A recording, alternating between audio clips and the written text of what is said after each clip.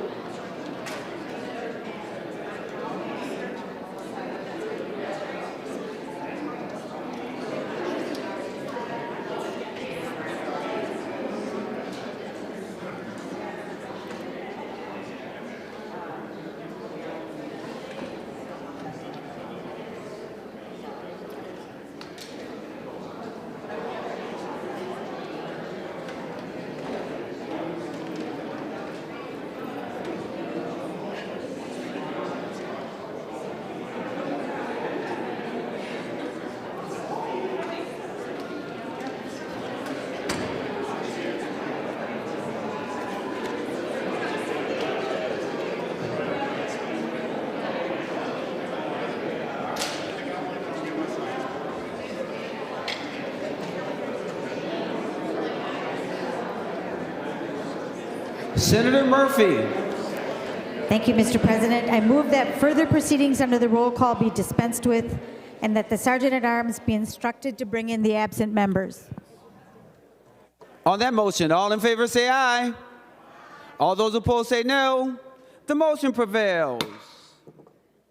Members, if you would be so kind, in our tradition, we always start with prayer. And today's prayer will be done by our chaplain, or the chaplain, Reverend Hans Jorgensen from St. Timothy Lutheran Church in St. Paul.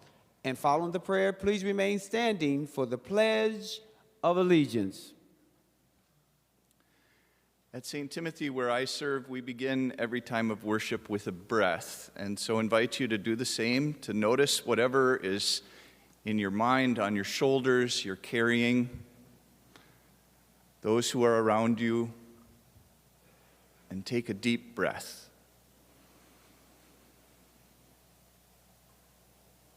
That breath unites us. All of you is welcome here.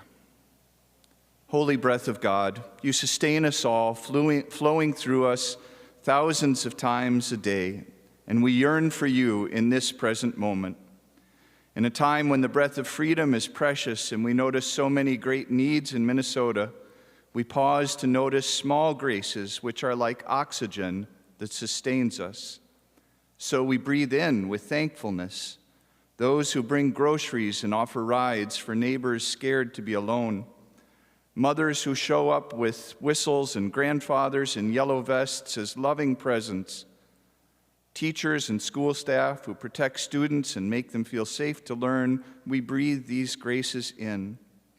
We breathe out little graces to share with others, fund drives to pay rent for neighbors, small businesses that keep striving to make community possible, farmers and farm workers who rise early to tend soil and animals and crops, the Hmong woman who sells her handiwork, the Venezuelan man who wants to feed people, the Somali student who understands the math I've never been able to comprehend, aides who care for a woman with Alzheimer's or a boy with cognitive challenges, and we give thanks for all these in this chamber who offer themselves to do the hard work of legislating.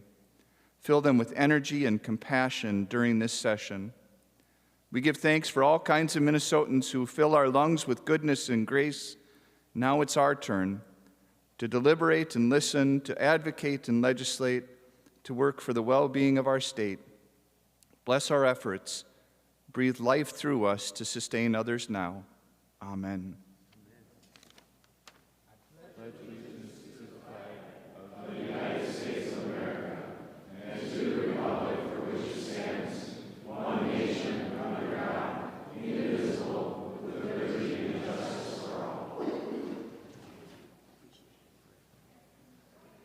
The secretary will take the roll.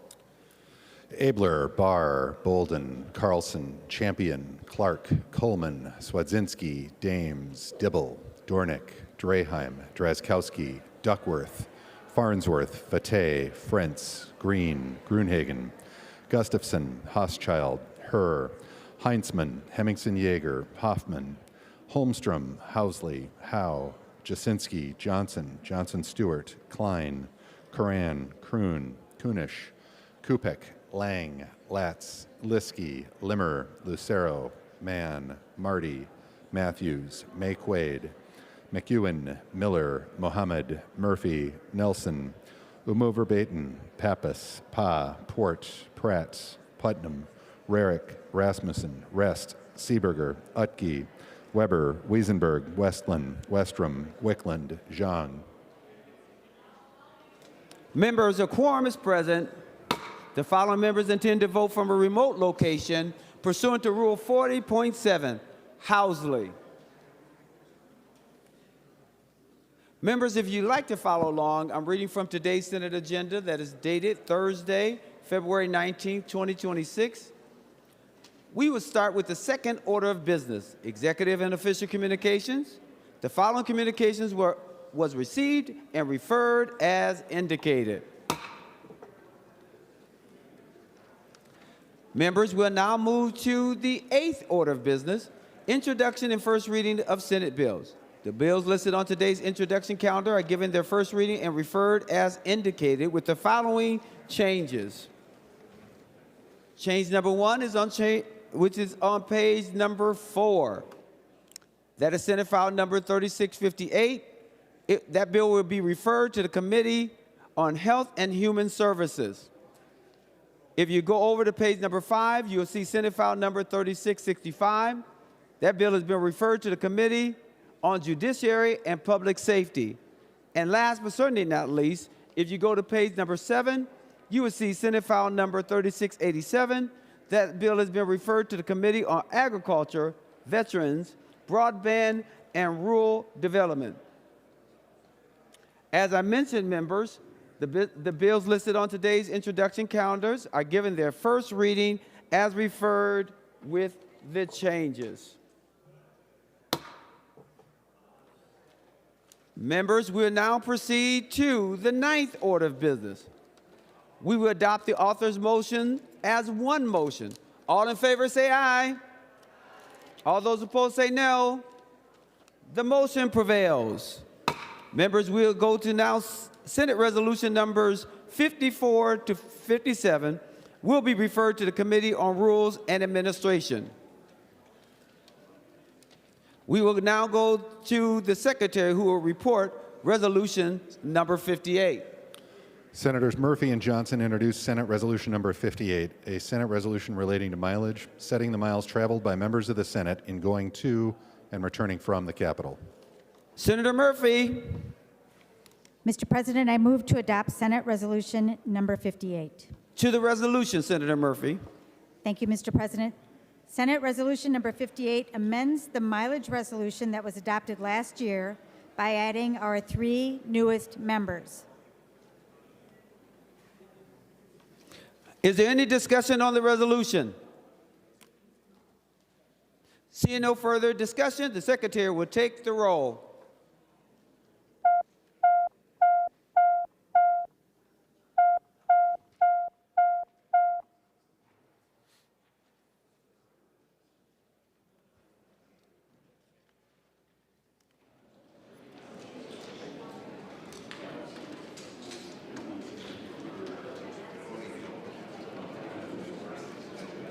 Mr. President. Senator Jasinski. Senator Housley votes aye. Senator Housley votes aye. Members, please vote.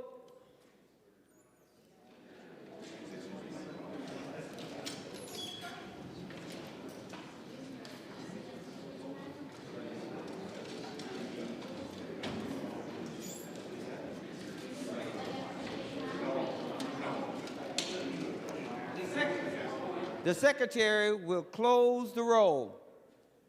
There being 60 ayes and 2 nays, the resolution is adopted. The secretary will report Senate Resolution number 59. Senators Murphy and Johnson introduced Senate Resolution number 59, a Senate resolution relating to postage. Senator Murphy. Mr. President, I move to adopt Senate Resolution number 59. To the resolution, please explain it. Senator Murphy. Thank you, Mr. President. Senate Resolution number 59 is the annual postage resolution. This resolution is the same as last year and provides each member with a postal budget of $1,170 for the calendar year. The majority and minority leader each receive an additional $450. Is there any discussion on the resolution? Seeing no further discussion, the secretary will take the roll.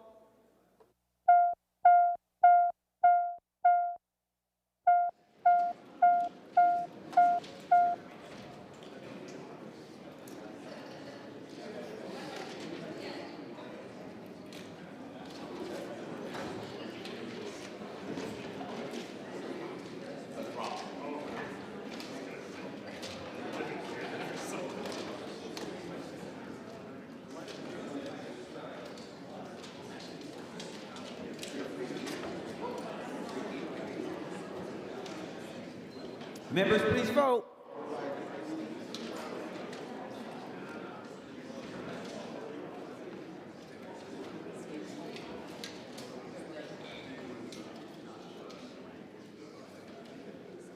Senator Jasinski.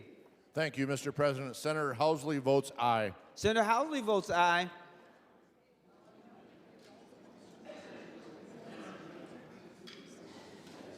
All members having voted who desires to vote, the secretary will close the roll.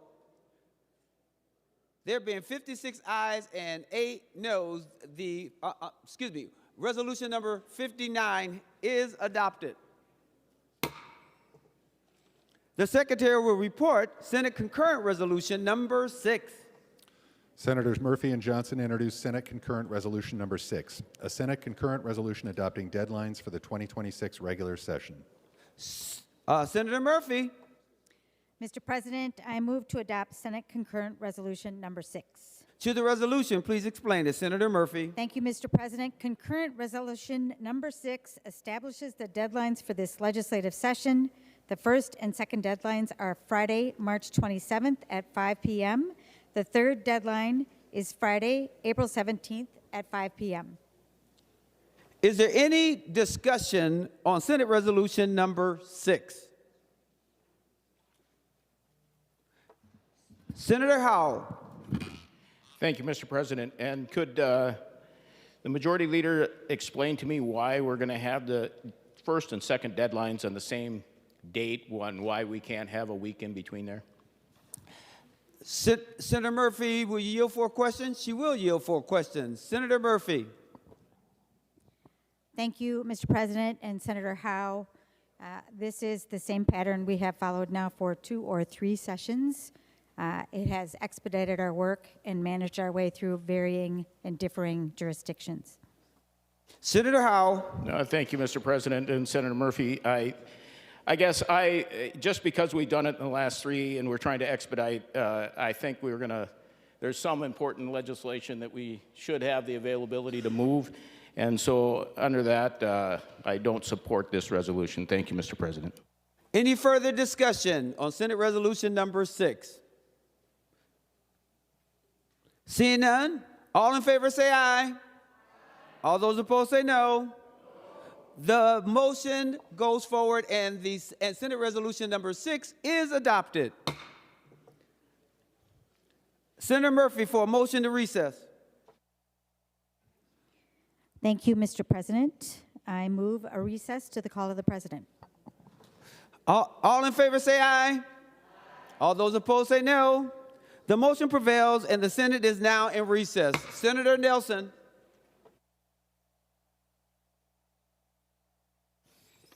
I have a Senate resolution honoring Helen Spade Levy on reaching her 104th birthday. She is in the chamber today in the gallery. Whereas Helen Marjorie Spade Levy was born on December 25th, 1921 in Ogden, Utah. Her family moved to Minnesota when her dad was told there was some good farmland in northern Minnesota. And Senator Farnsworth. Whereas Helen graduated from Aiken High School and was studying to be a nurse when World War II began, she thought that she could be more helpful in war efforts if she moved to California. She moved to Burbank, California to work on the B-17 Flying Fortress, and since she was small, she riveted the inner wing of the plane and... Senator Wiesenberg.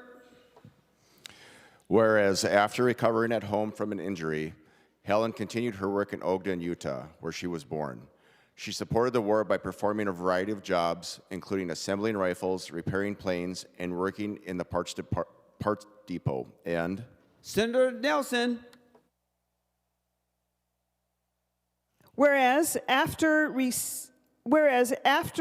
marrying her husband Merlin, who was from Casson, Minnesota, in Ogden on February 24th, 1945, she attributes her longevity to her many years as a farmer's wife.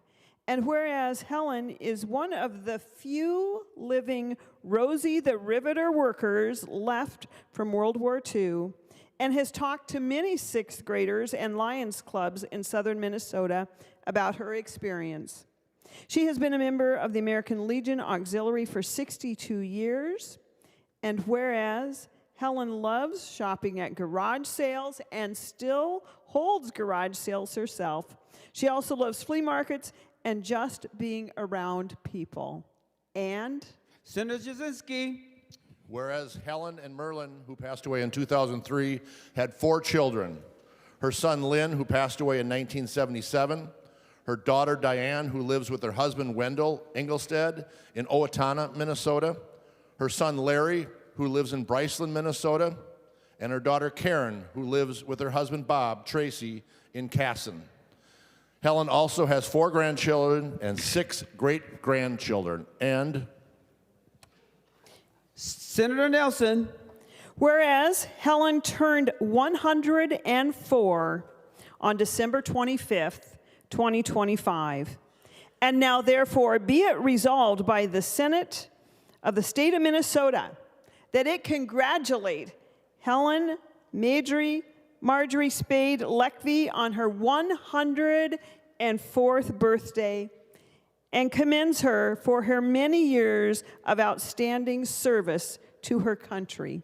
Be it further resolved that the Secretary of the Senate is directed to prepare an enrolled copy of this resolution to be authenticated by the Secretary's signature and that of the Chair of the Senate Rules and Administration Committee, and transmit to Helen Marjorie Spade Levy.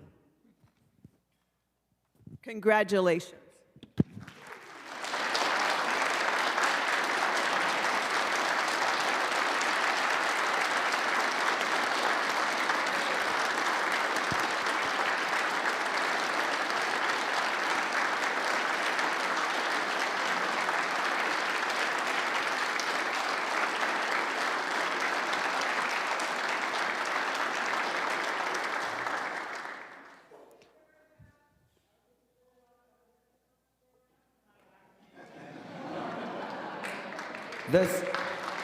The Senate will come to order. We will now proceed to the 13th order of business. I'd like to call on senators for a tribute to Senator Anderson. We will begin with Senator Lucero.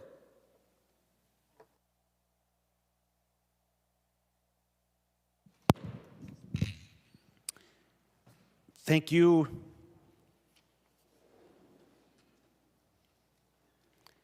Mr. President and members.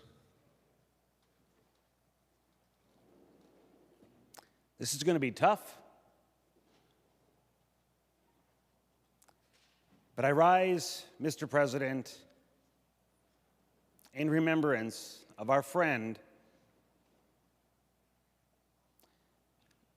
Senator Bruce Anderson. I have had the privilege of being his seatmate my entire time in this institution in the Senate. But before that, he was a friend.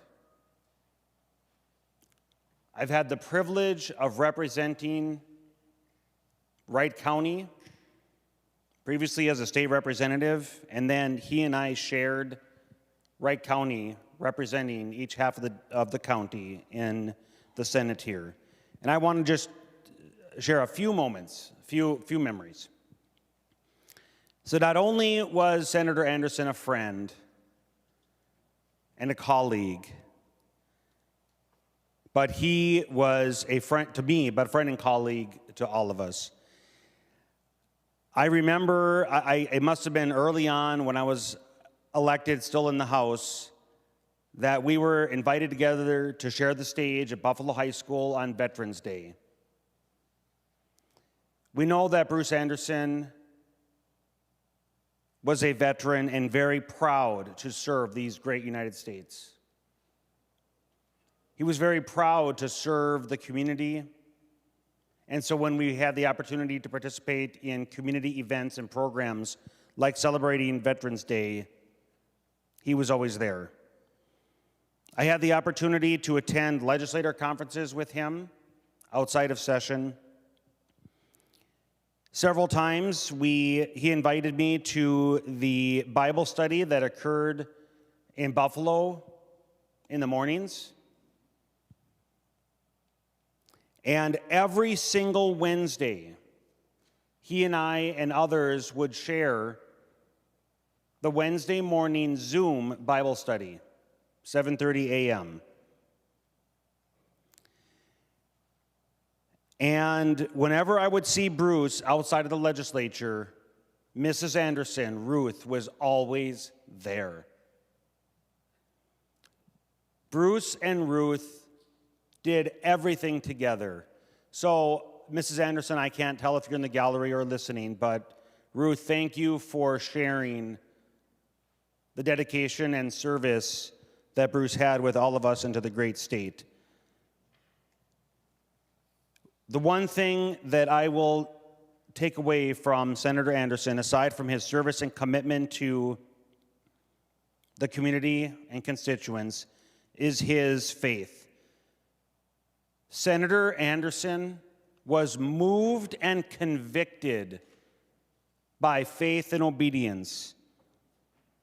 And in the conversations we've had throughout the years, whether it be the Bible studies or one-on-one conversations, Senator Anderson was moved by faith and obedience, just as Abel was in the Old Testament, moved by faith to be obedient unto the Lord, just as Noah was moved by faith and obedience when the animals came into the ark. Just as Abraham was moved by obedience and faith to take his son Isaac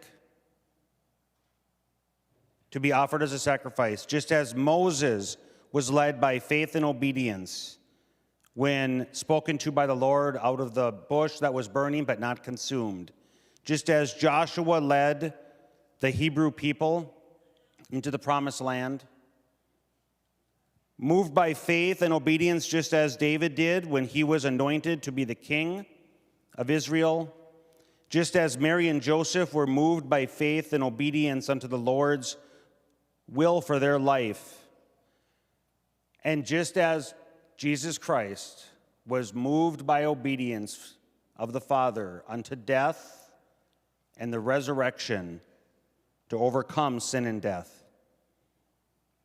Senator Anderson led by example, putting faith and obedience first in everything that he did. And that is a testimony to him and to the Creator. So thank you, Senator Anderson, for all the work and commitment that you've given to us. And I and many others look forward to seeing you once again. Thank you, Mr. President. Senator Grudenhagen. Well, thank you, Mr. President. Thank you, Senator Lucero. Both you and I got to know Senator Anderson for quite some time. I never was on a committee with him, but I did spend Bible study time with him both in the House and here in the Senate. And he was a strong witness and testimony to me and my faith. And the other thing about Senator Anderson, I think a little different than myself, he was able to share his faith and what he stood for in a way that didn't irritate and sometimes, I'm trying to think of the word, offend people. Thank you. And I have a little problems with that once in a while, okay? So I tend to share things in a way that offend people or irritate them. Senator Anderson was a testimony to me on how to do that. And, you know, the other thing, we're all terminal here on this earth, okay? Us and our loved ones. That's an unfortunate situation. But all of us are leaving this earth one way. And Senator Anderson passed away, but he had that firm faith in his Savior, Jesus Christ. I believe firmly he is in heaven, and that one day, based on my faith in Jesus Christ, I will see him again, and his loved ones will also see him. That's the promise that you have in the Bible, that you can see your loved ones again, rather than just mourn the passing of them. The other thing, his faith was not just grounded in feelings, it was grounded in facts. He knew that life did not come by spontaneous generation, that life just comes from non-life. That's anti-science, and it's also non-biblical.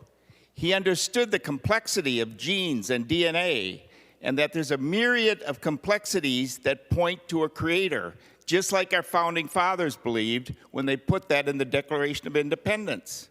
There is a creator that we will one day stand before and have to answer to.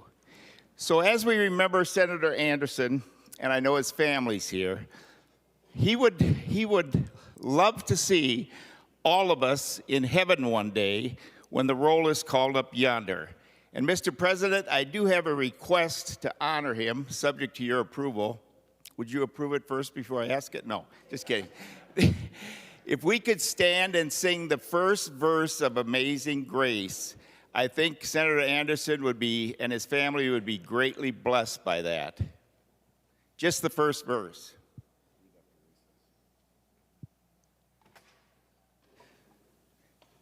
Senator Grudenhagen, you put me in a really strange position. Because I like doing that. Because we're under announcements, and this is the time that we reserved for various members to speak. I don't know if that includes singing. Could we recess and sing the first verse in honor of Senator Anderson? Well, if someone wants to make that motion, I'll make that motion. and just so you know, that we usually make sure everything that we do with a member who passed, that we usually do it on the records. But if you want, I guess someone can make that motion, and then we can go from there. Senator Murphy. Thank you, Mr. President. I heard Senator Gruenhagen make a motion about a recess, and I would urge us to complete the remarks about our colleague, Senator Anderson, and adjourn, and then those who choose to sing. Thank you, Mr. President. Is that okay, Senator Gruenhagen, that others get a chance to speak, and then at the end of their speaking, we can then do recess or adjourn, and then those who want to stay and sing and pay homage to our dear senator that way? Okay, I will agree with that. I'd prefer a recess and that we just sing the first verse of it. I think it would be a great honor for the memory of Senator Anderson. Thank you. Thank you so much. We'll go to Senator Howe. Well, thank you, Mr. President. And members, Senator Anderson was a true friend of mine. I first met him when I came into the other chamber, and I met him at the what we called the MAG group, the Military Advisory Group. He was a senator, I was a House member. We got along, we hit it off, and I don't know if anybody remembers what the Military Advisory Group did. It was a bipartisan group of veterans that met with all the veterans organizations, took their comments and inputs, and talked about the legislation, talked about how it would go, and tried to coalesce around items and bring them to the legislature. Through those discussions, Senator Anderson invited me to the Bible study that met in the state office building. And through that, we grew, our relationship grew, our friendship grew. And when I had the privilege to move over here to the Senate, our past relationship just grew that much more, because when we had some angst or some ideas, you could find us in each other's office discussing those items. He was, as you say, a true man of faith. But one of the places where I got to know Bruce the best is when we both got an invitation to the White House. And it was at a time when I wanted to go to visit my son and daughter and my grandkids in Florida. So we arranged that Senator Anderson and Ruth and I and my wife, Sherry, drove my pickup truck for 2 days out to Washington, D.C. to tour the White House. And if it's a testament to anybody that can spend 2 days in a vehicle with me, right? And so our friendship grew, and it was quite the experience for us, and to get to know each other and to get to know Ruth and make that trip and tour the East Wing with all the Christmas decorations out in D.C. You know, we talk a lot about Bruce's faith, but there's, and about what he believed. But Bruce didn't just believe that he was going to heaven. Bruce knew he was going to heaven. And folks, if you just believe, that to me shows you haven't quite got there. You need to know without a doubt that you're going to end up at the pearly gates in heaven. And knowing Bruce knew that. Senator Anderson knew that without a doubt. So members, I truly miss him.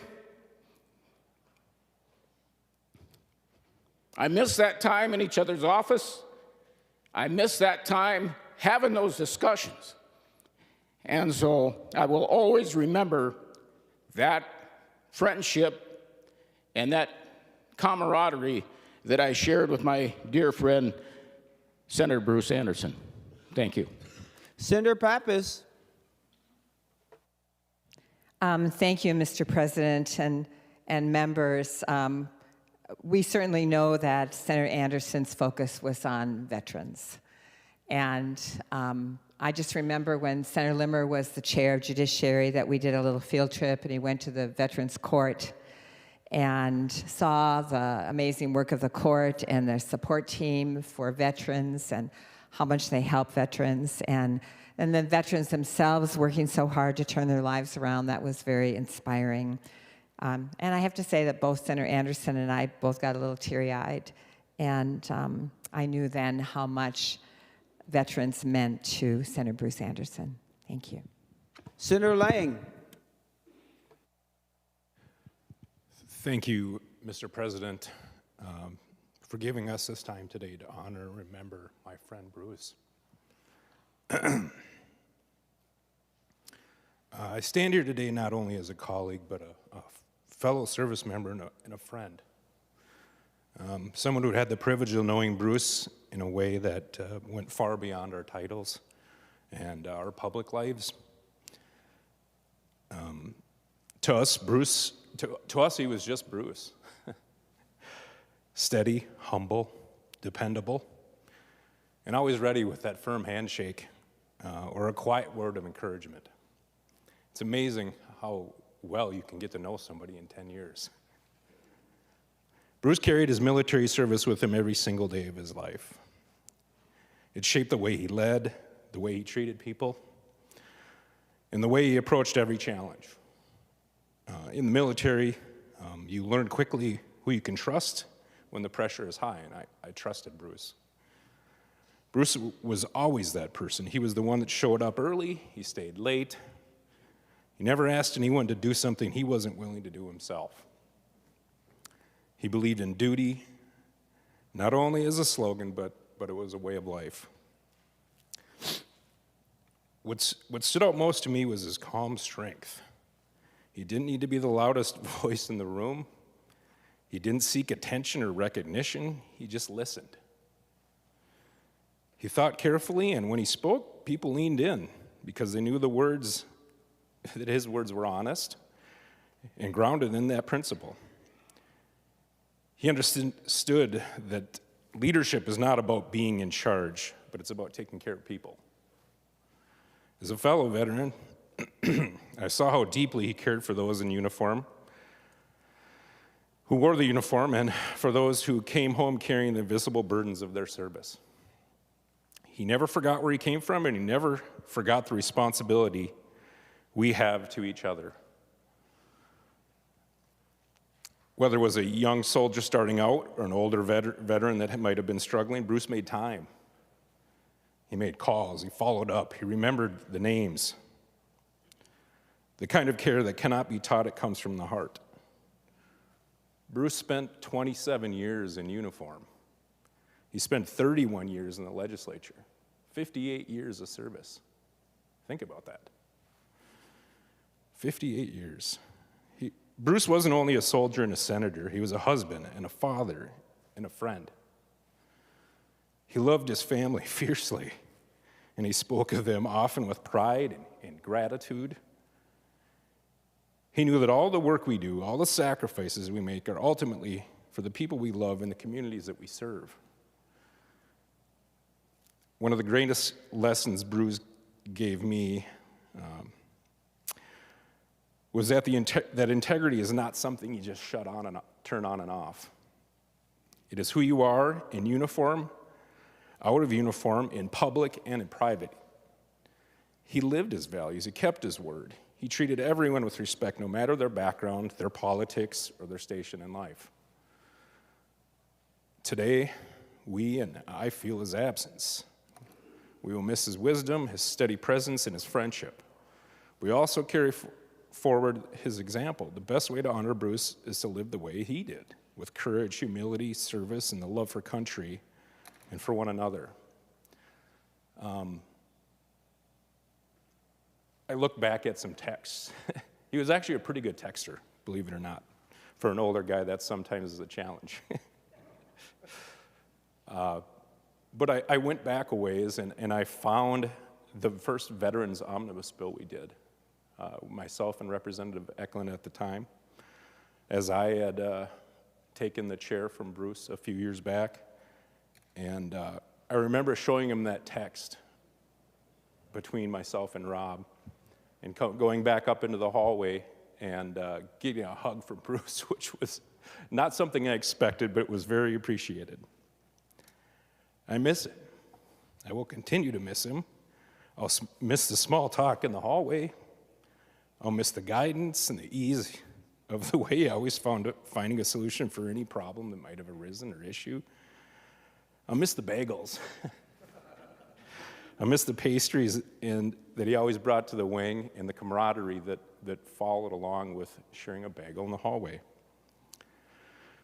He always had a way of passing a bill through the Vets Committee. He would rap the gavel and he would say, "Senator," or whoever was carrying the bill, "you're on your way." So as we say goodbye, I don't want to only grieve, but I want to give thanks for him, for his service, for his leadership, and for the time that we're all blessed to spend with him.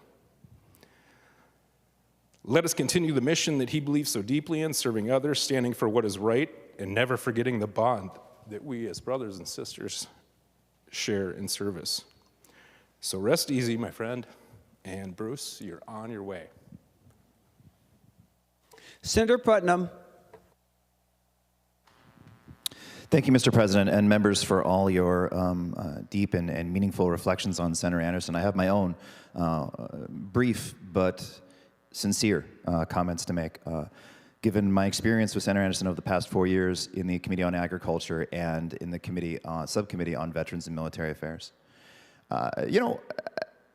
It's funny, this moment of reflection is we hear these different stories from different fields of experience, and I think about how my own experience with Senator Anderson exists in harmony with yours as well. And I think of one moment late at night in the Senate office building when I bumped into Senator Anderson and we started talking about claim sharks, which, as many of you, or hopefully all of you know, is an example of the fraud and abuse of seniors, of veterans with disabilities. And we were talking about the bill, and we were going back and forth a little bit, and he was critical of this and critical of that, and it went on. We talked for a very long time, and then at one point, I thought I'd make a joke, and I said, "So, Bruce, sounds like you're gettable." And I thought that was funny, but he just smiled, this ginormous smile, and he said, "Maybe," and then he walked away. And so when I think of Bruce, I think of someone who puts his teeth into something, but still will smile. And I think that that's a really important remembrance of a person, of a soul. So my kindest thoughts and my best wishes to his family. As you hear the values being celebrated that Bruce lived with, those are the values we are tasked to continue with moving forward. So I encourage you in your path of healing, and know that we're all with you as you do. Senator Holmstrom. Thank you, Mr. President and members. When most members speak about Bruce today, they share memories of a friend, of a colleague, and as a collaborator. My experience with him was a little bit different. I knew him first as a role model. He was a man of deep and steady faith, expressed not just in what he believed, but in how he lived. Bruce showed up. He was present at the moments in our lives that were most important. He was there for graduations. He was there for fundraisers, parades, and always the county fair. He always lifted others up, and he stood as a constant rock in times of great grief. In a world where it's easy to be busy, distracted, or absent, he made the choice to be present. Again and again, his example left an impression on many. To follow someone of that caliber is both a profound honor and a solemn responsibility. His example set a high standard of servant leadership, one that I will always be deeply grateful for. Thank you. Senator Gustafson. Thank you, Mr. President. I was on 2 committees from the beginning with Bruce Anderson, and he was just the nicest man. He'd always ask me about my family in the elevator, a kind smile. He didn't look at me like a Democrat. He just looked at me as a colleague.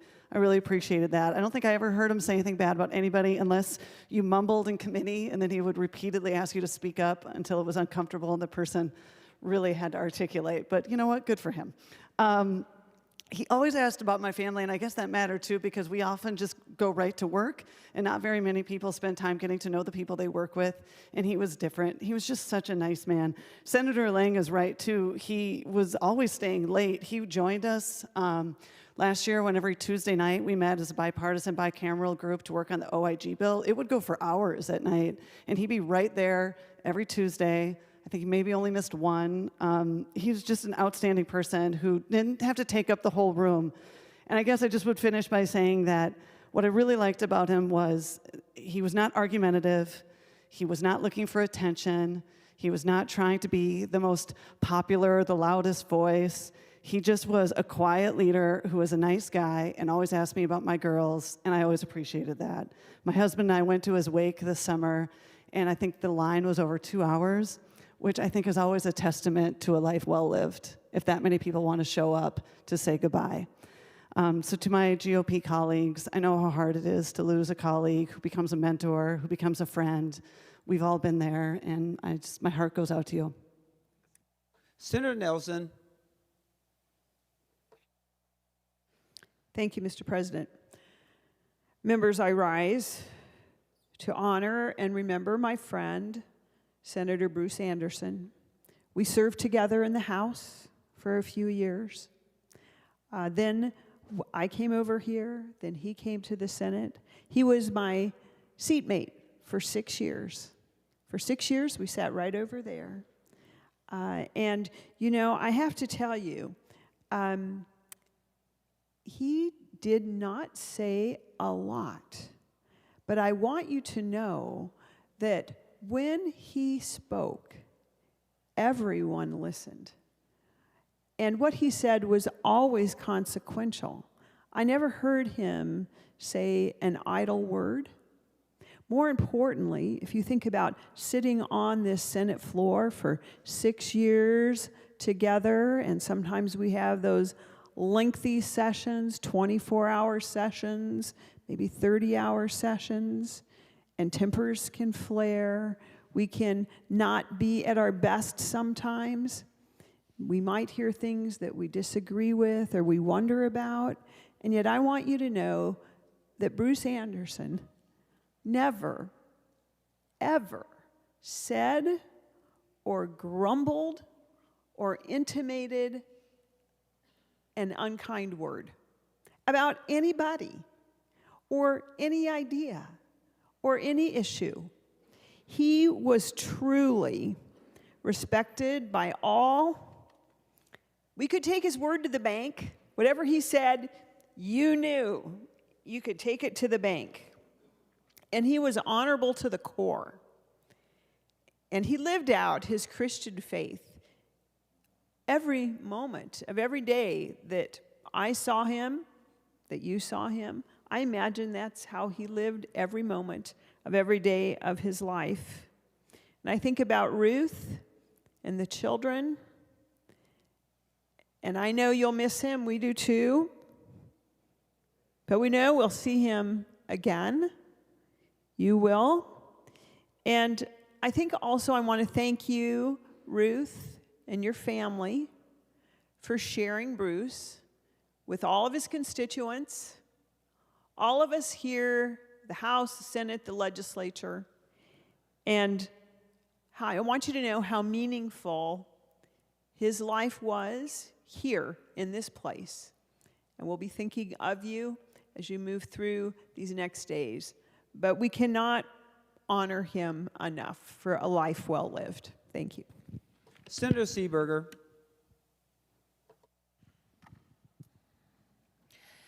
I sat next to Bruce in Ag and Veterans for the last 3 sessions, so I didn't know him as long as many of you did. But in my experience sitting next to him, I found him to be a kind and genuine and good-hearted man. He was also funny. From time to time, we'd crack a few jokes back and forth, and I thought that was really important, and it wasn't something I expected from him. But I thoroughly enjoyed my time with him and found him to be an all-around good human. He always did what was best for his district. He always put his district first before partisanship, and I considered him a true friend. Senator Holstrom, you've got some big shoes to fill. I look forward to seeing his legacy live on in the work that you do. I will miss him. Senator Westrom.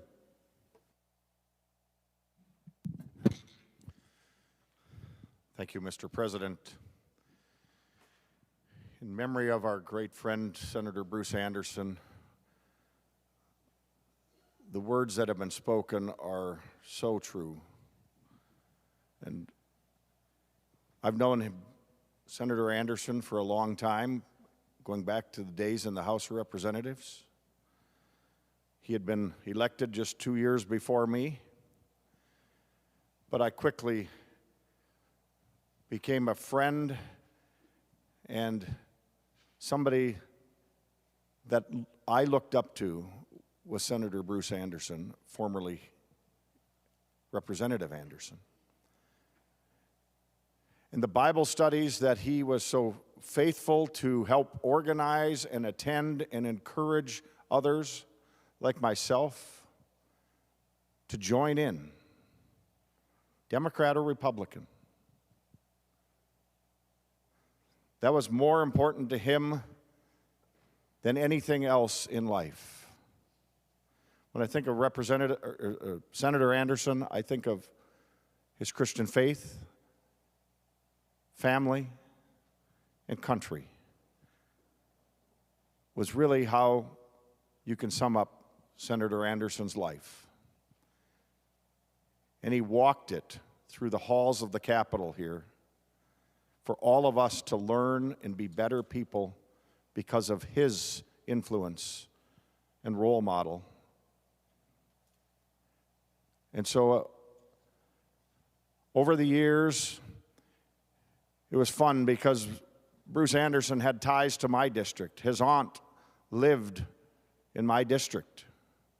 I bought my first used dryer from her at a garage sale that I found out later talking with Bruce. And so it became common that he'd always say, "How's May?"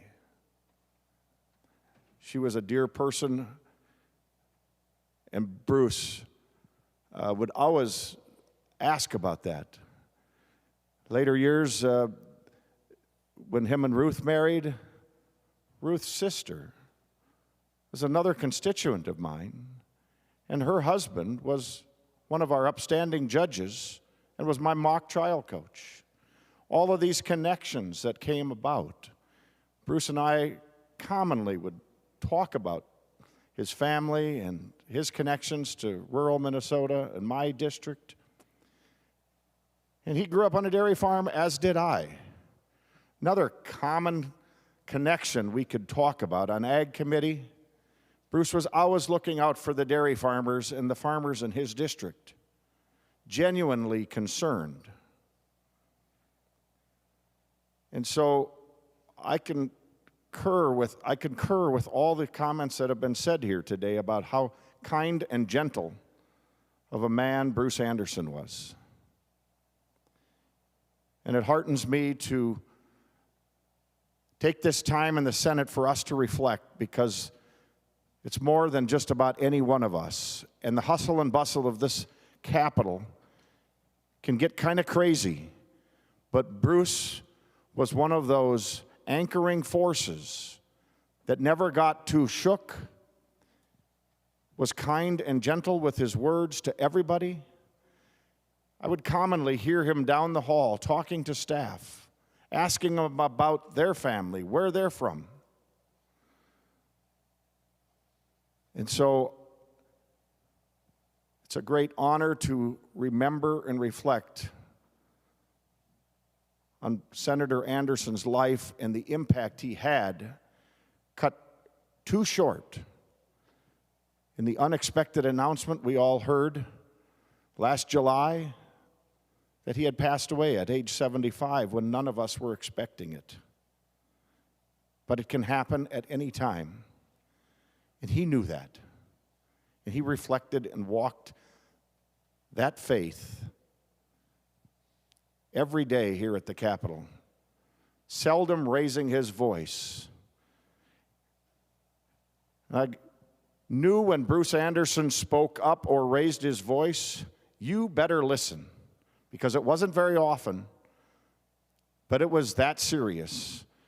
And hopefully we can all be a little more like Senator Anderson in our characteristic and our commitment to faith, family, and country, as Bruce represented to us.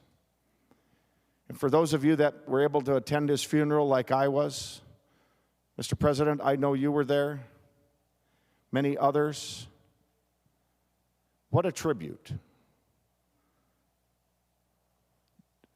Just being in the presence of that funeral, the songs that were sung that uplifted everybody there, but really reflected on Bruce Anderson's life. Cut short sooner than many would have expected. But the one thing that I remember from the funeral is the song leader who talked about everybody's life is a song. But Senator Anderson met a statistic that we're all going to meet. That's 100% death.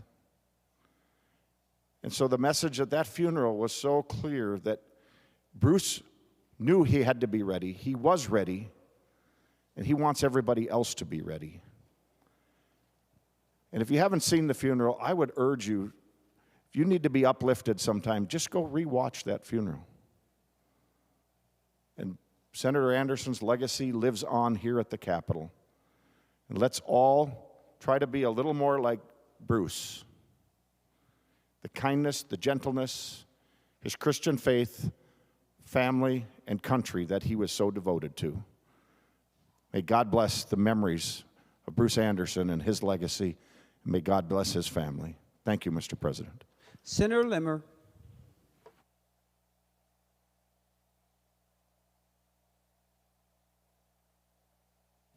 Thank you, Mr. President.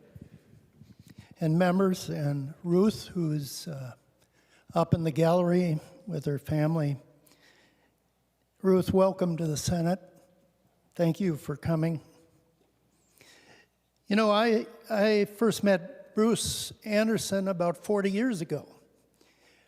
He actually was running for Congress, the first time he ever ran for public office. And that was quite a large step to take from a citizen to Congress. Oftentimes people run in a lower office and make their way up to that. But it really was reflective of a life of service, as many of you have spoken about.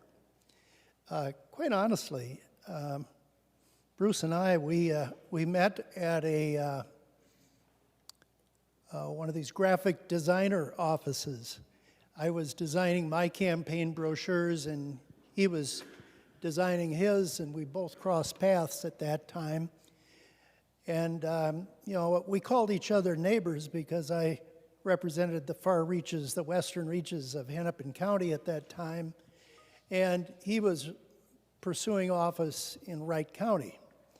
And so we had a little bit of a crossroads meeting, and then over time, more and more intersections came along at different political events. And all of a sudden, I knew he was running for state rep for, I think, back in the mid-90s. It was very interesting to see how he had grown. We all grow a little bit when we run for office. I think we learn even more, I know I do, when I lose an election. That's when you really learn how to speak with the public. My mother would have a phrase that would describe Bruce, and it would be, still waters run deep. Bruce Anderson, as you know, didn't speak often on the floor, but when he did, people listened, and he didn't speak long, a lesson that maybe some of us could learn. But nevertheless, he was an effective legislator for the people in his district. And in my knowledge and friendship with Bruce, most of the time the conversation would always go back to family. It would always speak about his daughters, sons, speak about Ruth, and some of the, maybe the more character-driven constituents in his district. It was really fun to compare notes with his political life and with my own. And, you know, he was a gentle soul. And I always appreciated serving time with him here in the legislature. Our offices were about 4 offices apart. And as I would leave, or as he would leave, as we're going back and forth from our districts, the most important thing we would talk about is the traffic on Highway 694. Going back, he had to go twice the distance that I did. I'm about 25 miles away from the Capitol. He was just short of 50 miles. And we all know that the 50-mile mark is a line in the sand that people who live beyond it can get an apartment here in St. Paul, and those who don't have to drive that distance. And for many, many, many years, he would drive almost that round trip of 100 miles a day, going back and forth on behalf of his constituency. Something that should be brought up from time to time, because it represents the service and the dedication of legislators who are in that same circumstance. Well, my comments are not going to be long. I knew Bruce Anderson as a thoughtful legislator, a friend, a man of faith. Due to his military service and his service here for his community, I consider him a patriot. And he was a dedicated and loving father, grandfather, and husband. In short, Bruce Anderson was a very good man. Thank you, Mr. President. Senator Matthews. Senator Matthews. Once we go to the majority leader, then we're going to Johnson, then we will not have anyone else after that. I'm sorry.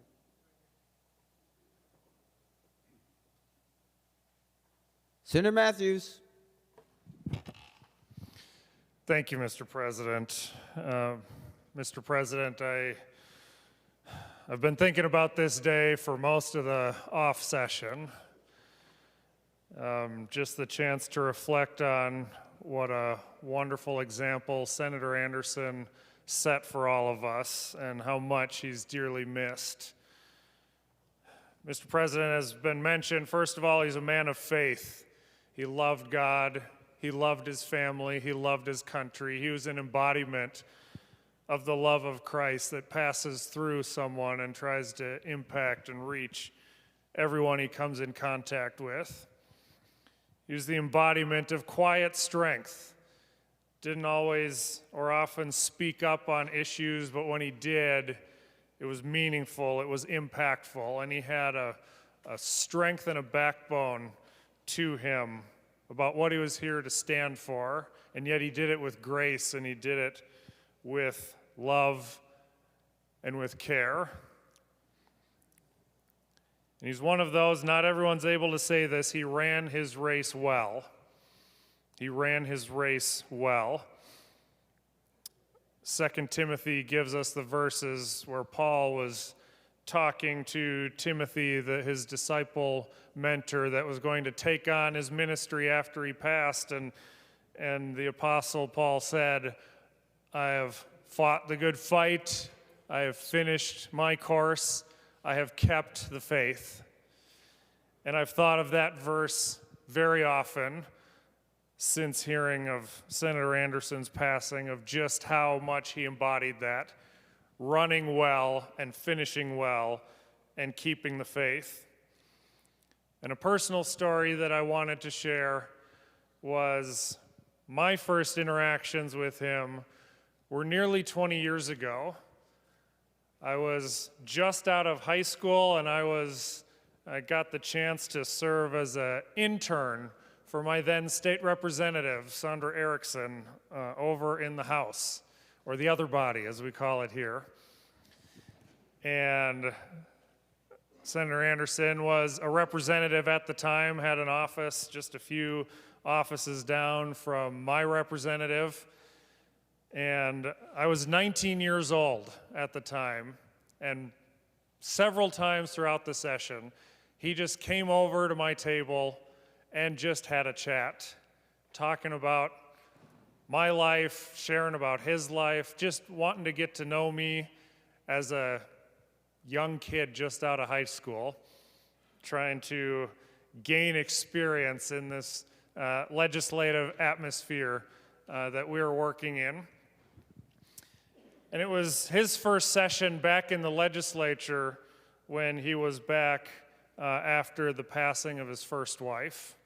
And he talked about his family quite a bit, and the love that he had and just how much he was wearing that was very evident on his face. And we all were rejoicing with him a few years later when the Lord brought him and Ruth together and helped him enter that phase of his life here at the end. But I thought about it at the time, and since then getting elected to office myself too, have thought about his example of just how much he wanted to reach out and get to know everybody. You know, a 19-year-old intern, practically a nobody in this place, and he still wanted to come and learn about me and get to know my life and my background, and shared stories about his life and his background, and just being an example and an encouragement. And that has been a challenge to me personally in a lot of areas. And so I'm grateful for his example. It was a privilege for me to go from being a 19-year-old, having conversations, getting to know him, to being his colleague over here just about 10 years later, and the chance that we had to work together here for my first 9 years in the legislature. And I will miss him dearly. He was a great example. He was a challenge for being here as a legislator and exemplifying your faith in the Lord while you're here doing your business. And I'm further challenged to take up his example of running his race well from the start all the way through to the finish of our lives, which none of us knows when that may be. We're never guaranteed tomorrow, but we can be as effective as we can be in growing closer to the Lord today, and that's what he wanted to do. Thank you, Mr. President. Senator Murphy, and your comments will be followed by Senator Johnson. Thank you, Mr. President. I want to express my condolences to the family of Senator Bruce Anderson, and I'm grateful to see you in the gallery with us today. Members, we've suffered too many losses in the last couple of years, and honor the grief being expressed by fellow members today. It's important to honor that. I had the good fortune of serving with Representative Anderson and Senator Anderson in the chambers. I know him as a gentle leader with a deep voice and a ready smile. He was my partner when we served together on state and local government and veterans. His commitment to veterans in particular was profound, and I was grateful for his wisdom and advice when we did an important oversight hearing on the Minneapolis Veterans Home. His commitment to constituents and to Minnesotans was clear, and we are all better for having served alongside Senator Bruce Anderson. Thank you. Senator Johnson.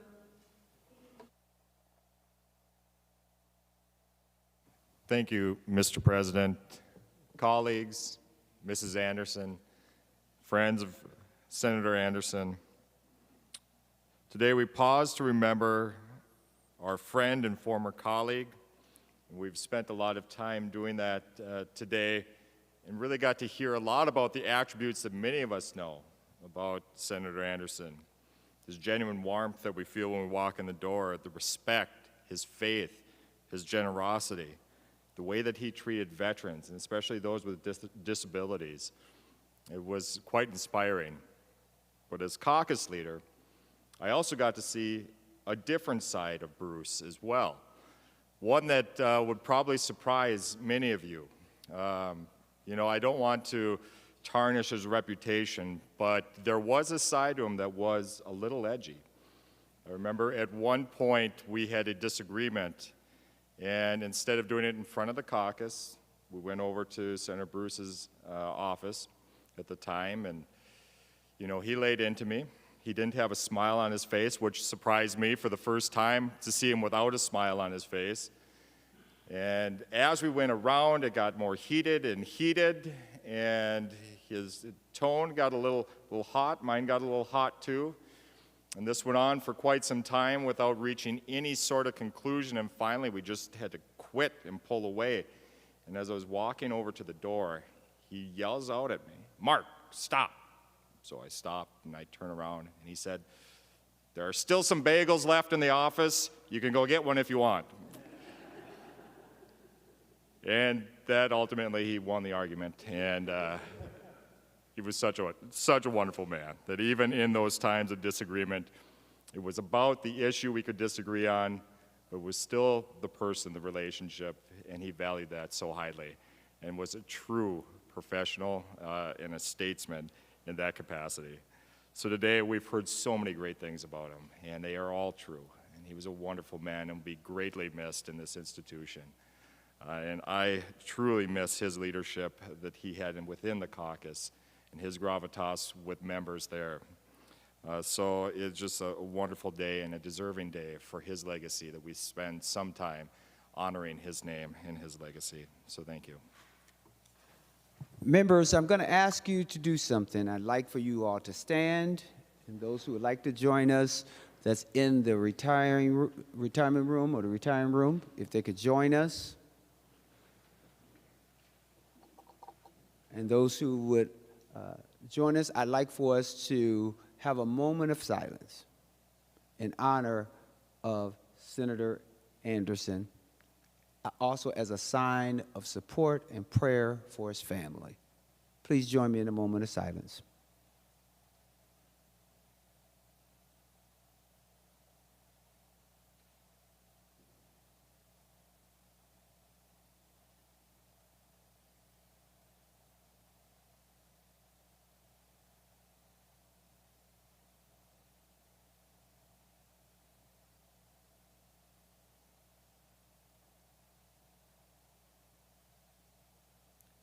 Thank you, members. You may have a seat. Senator Grudenhagen. Oh, thank you, Mr. President. Yeah, I'd like to make a motion to have a recess and just sing the first verse of Amazing Grace in honor of Senator Anderson. All in favor of the motion, say aye. Aye. All those opposed, say no. The motion prevails. Okay, if everybody would stand. And my wife says I don't sing very well, but I'll try, okay? Amazing grace, how sweet the sound that saved a wretch like me.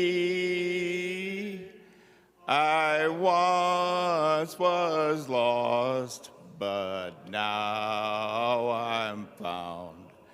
Was blind, but now I see.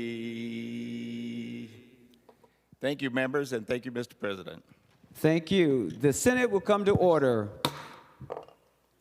Members, those who are excused for today, Senator Matthews from 11 to 11:30 a.m. and Senator Rest all day. Senator Murphy for a motion. Thank you, Mr. President. I move that the Senate do now adjourn until Monday, February 23rd at 11 a.m. On that motion, all in favor say aye. All those opposed say no. The motion prevails and the Senate is now adjourned.